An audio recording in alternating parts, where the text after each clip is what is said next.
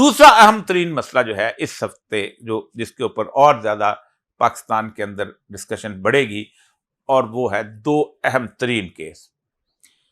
2.1 ارب dollar جو ہے یہ خرچہ ہے ہمارے فارن آفس کا، اور فارن آفس کی کارکردگی یہ ہے، ان کی اچیومنٹ یہ ہے کہ 375 کا ہاؤس ہے امریکی جو کانگریس کا، 375 کا، اور اس 375 کے ہاؤس میں 368 نے ووٹ دیا ہے عمران خان کے لیے کہ یہ عمران خان کے خلاف جو ہو رہا ہے یہ بنیادی طور پر غلط ہے، اور 7 ممبرز آپ سوچ سکتے ہیں کہ ڈیموکریٹس اور وہ دونوں اکٹھے تھے، اور آپ سوچ سکتے ہیں کہ سارے اس میں اندر یہ لیول جو ہے اسرائیل کے لیے بھی کبھی نہیں آ سکا۔ دوسرا، یہ جو رپورٹ ہے تقریباً 10-11 صفحے کی، جو انہوں نے ان کا جو مشن ہے اس کا ہیومن رائٹس کونسل کا، working group for arbitrary detention. Arbitrary detention ہوتی ہے بغیر کسی منٹائی کے ساتھ، منمانی کے ساتھ، بغیر کسی قانون کے تحت۔ انہوں نے باقاعدہ اس کو آربیٹریشن میں the source submits there is no legal basis for Imran Khan's detention in connection with either the توشہ خانہ کیس اور the Cypher case۔ دونوں انہوں نے ڈکلیئر کر دیا کہ یہ تم نے غلط اس کو۔ اب اس کو ملائیں اقوام متحدہ کے ساتھ، دوحہ کانفرنس میں کوئی آج 15 منٹ پہلے سہیل شاہین صاحب سے بات ہوئی ہے۔ اب پاکستان نہ امریکہ کا لاڈلا ہے نہ چین کا لاڈلا ہے۔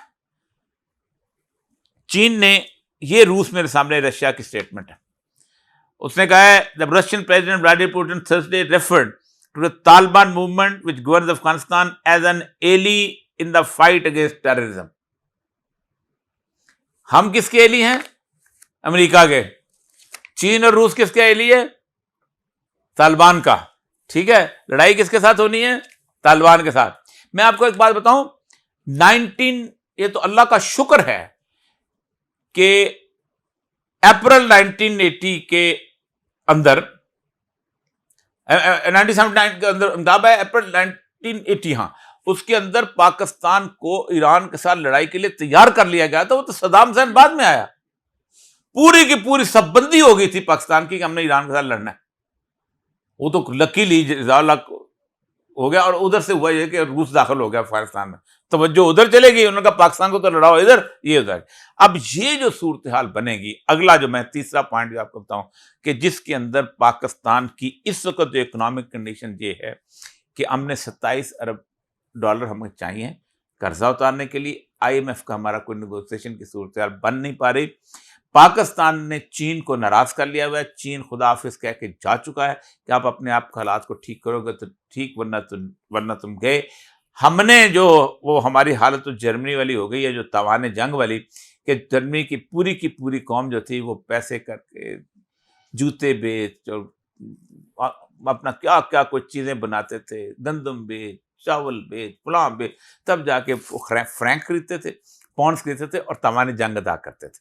ہم نے یہ جو تاوان ہے موٹر وے کا اور اتنے ساری چیزوں کا اور ان کی کرپشن کا، جس میں تب ہم بھی وہ اب بجلی کے اس کے اوپر کریں، یہ وہ اکنامک کرائسس ہے جس میں اگر پاکستان نے عمران خان کے ساتھ ڈیل نہ کی تو ایوان نمائندگان سے اگر یہ سینٹ کی کسی کمیٹی میں چلا گیا، ساتھ ہی یونائٹڈ نیشنز کی، آپ کو پتہ ہے کہ امریکہ کی سینکشنز کی کوئی حیثیت نہیں ہوتی جب تک endorsed by the United Nations نہ ہو۔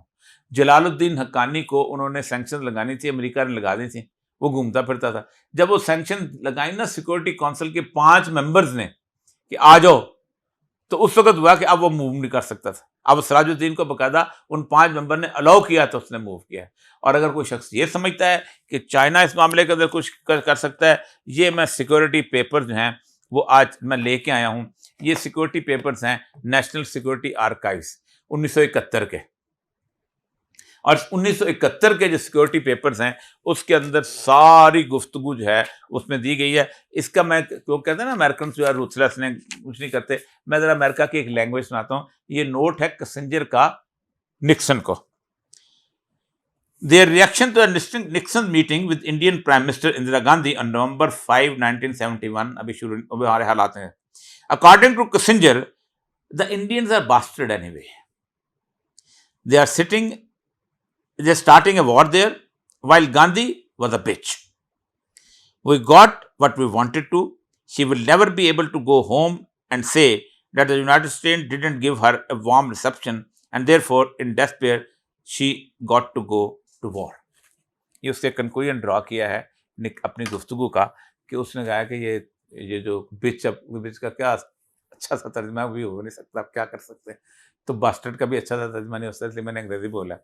تو انہوں نے اس کے آگے انہوں نے چائنا کا جو رول کے اوپر پورا ایک چیپٹر ہے، یہ پورے ان کے سیکورٹی پیپرز ہیں جو کہ 2002 میں ریلیز ہوئے. انہوں نے کہا چائنا کو ہم نے لکھا کہ تم بڑی دوستی ہے تمہاری، ہم نے سے بھی تمہاری دوستی کرائی ہے، تو تم ایٹ لیسٹ کم از کم اپنی فورسز آسام میں اور اس علاقے میں لگا دو تاکہ انڈین فورسز اندر نہ آ سکے. لیکن چائنا نے جس وقت انڈیا نے کیپچر کر لیا، سرنڈر ڈاکومنٹ ہوگی، اس کے 2 دن بعد ہمارے خط کا جواب تھی. تو اگر آپ یہ سمجھتے ہیں کہ اس وقت چائنا جو ہے وہ آپ کی ریسکیو کو آئے تو بہت بلیک سینیریو ہے. یہ بہت اچھا سینیریو ہو سکتا تھا اگر پاکستان کی عدالت عوام کے مطابق فیصلے کرتی اور عوام کے حساب سے اس کے حساب سے آگے بڑھتے اور عوام ان کو ٹرسٹ ہوتا. پاکستان کی حکومت عوام کے حساب سے ڈیٹ انکار کر دیتی جیسے مختلف ملکوں نے کئی دفعہ کیا.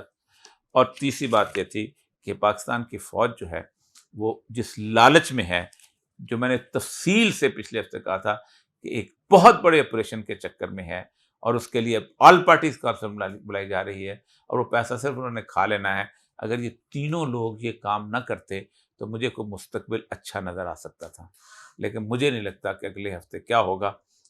ایسی صورتحال میں مجھے قرآن کی وہ آیت سامنے آتی ہے کہ جب ہم کسی بستی پر اپنا مکمل طور پر فیصلہ کر دیتے ہیں اس کے بارے میں، تو پھر ہوتا یہ ہے کہ ہم اس کے طاقتور لوگوں کو حکم دیتے ہیں کہ وہ نافرمانیاں کریں، اور جب وہ کرنے لگتے ہیں تو ہمارا فیصلہ پکا ہو جاتا ہے.